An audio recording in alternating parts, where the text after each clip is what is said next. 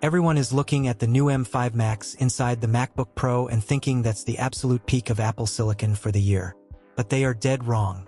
You're about to see a desktop machine so ridiculously overpowered, it makes the current M4 line look like a dial-up modem from 1998.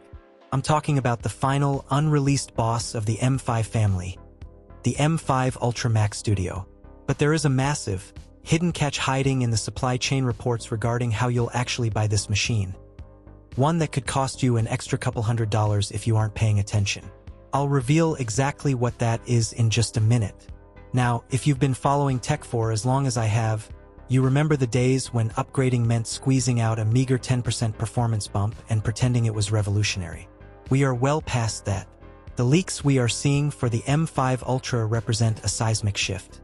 This is the first iPhone moment all over again, but for desktop computing.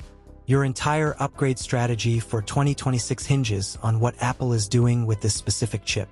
If you buy the wrong configuration, or pull the trigger too early on last year's hardware, you are going to leave thousands of dollars of performance on the table. But here's the thing. Let's talk about the physical design first. I know what some of you are thinking. You're hoping for a massive, futuristic chassis redesign. Well, NASA called, they want their engineering expectations back. Bloomberg's Mark Gurman and reliable supply chain analysts are strongly pointing to the fact that the exterior is staying exactly the same. And honestly, that is fantastic news. The classic, perforated aluminum block you know and love works. Cools efficiently, it fits under your monitor, and it doesn't try to reinvent the wheel. You are still going to get those crucial Thunderbolt 5 ports on the front and rear if you go for the Ultra chip. If you opt for the M5 Max, you'll likely see USB 3 ports on the front with Thunderbolt 5 on the back. The connectivity is rock solid. But what they are doing on the inside is where this story takes a sharp turn. This brings us to the storage, and this is where Apple is completely changing the rulebook for 2026. For years, we've been dealing with a 512GB baseline on the Max models. It was starting to feel like the early days of the internet when a floppy disk was considered high capacity. Apple is finally killing the 512GB option. If you are stepping up to the M5 Max Studio, your new absolute floor is 1 terabyte. And if you are investing in the M5 Ultra, that base storage is jumping to a massive 2 terabytes right out of the box. But this is where the friction hits. Apple never gives you anything for free. Because they are doubling the baseline storage, we are fully expecting the starting price to creep up. Instead of that familiar $2,000 entry point, you are probably going to see it start at $2,100 or $2,200. The Ultra will see a similar price hike. You are going to pay a premium just to get your foot in the door this generation. But before you get frustrated, remember that massive catch I teased at the beginning of the video? There is a very specific reason why this price hike is actually the best news you've had all year, and I'll break that down before we finish. Before we dive into the leaked benchmarks that are going to absolutely melt your brain, I want to quickly give back to you guys. We are agonizingly close to 800,000 subscribers, and to celebrate, I'm giving away an M4 Pro Mac Mini to one lucky subscriber anywhere in the world. To enter, just do 3 simple things. First, make sure you are subscribed to the channel. Second, share this video with a friend who loves tech. And third, drop a comment below telling me exactly what piece of tech you are hoping to upgrade in 2026. Once we hit that 800K milestone, I'll be hosting a live stream to pick the winner. Just a quick heads up, please ignore the scammers in the comments pretending to be me on WhatsApp or Telegram. I will only announce it on the channel. Now let's talk about the numbers. And this is where it gets insane. We can accurately project the M5 Ultra's performance based on the Geekbench scores we've already seen from the M5 Air and the M5 Max MacBook Pros. For the single-core score, the M5 Ultra is projected to sit right around 4,275. That is incredibly fast and snappy for daily tasks. It's exact. TLY what you'd expect from Apple's refined architecture. But you don't buy an Ultra for single-core tasks. You buy it for the multi-core heavy lifting.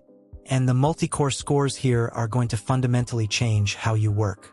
We are projecting a multi-core score of right around 41,000 for the M5 Ultra. Just let that sink in for a second. The M3 Ultra was sitting at roughly 27,000. That is a gargantuan, generation-defining leap. If you are rendering massive timelines, compiling heavy code bases, or running complex simulations, this isn't just an upgrade. It's a time machine that gives you hours of your life back every single week. And then we have the graphics. The Geekbench Metal GPU scores are frankly absurd. The M5 Max is already pulling a staggering 224,000. But the M5 Ultra? Because it essentially bridges two Max chips together, it's expected to pack up to 80 graphics cores. We are looking at a metal score breaking the 400,000 barrier. 400,000. Compared to the roughly 221,000 we saw on the M3 Ultra, it is almost unfathomable. It's like strapping a twin-turbo V8 to a golf cart. For high-end 3D rendering, intense color grading, and running local AI models, the M5 Ultra is going to obliterate everything in its path. So, the ultimate question: when can you put this on your desk? Supply chain reports and industry whispers are pointing directly to the end of spring or early summer of 2026. Keep in mind, this is Apple's 50th anniversary year. They could easily drop this as a special anniversary announcement, or they might hold it for the grand stage at WWDC in June. Either way, we are only months away. And that brings us back to the loop I opened at the very start of this video. The hidden catch with the storage pricing. Yes, the base price of the Mac Studio is going up by a couple $100. But here's the payoff. If you were to configure an M3 Ultra or M4 Max to those same 1TB or 2TB storage levels in the past, Apple would have charged you double that premium. They are essentially giving you next-level, high-capacity storage at a massive discount compared to their historical upgrade pricing.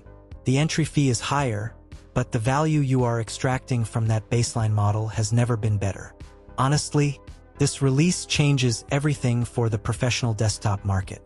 Your rendering times are about to get cut in half, and the era of the 512GB Pro machine is finally dead and buried. So, I have a very specific question for you. Are you going to pull the trigger on the M5 Ultra to future-proof your setup for the next decade? Or is the M5 Max more than enough horsepower for your daily workflow? Let me know your exact upgrade plan in the comments below. And if you want the cold, hard facts on Apple leaks without the fluff, make sure you hit subscribe and turn on notifications. Until next time, stay smart, stay informed, and I'll see you in the next one. Take care.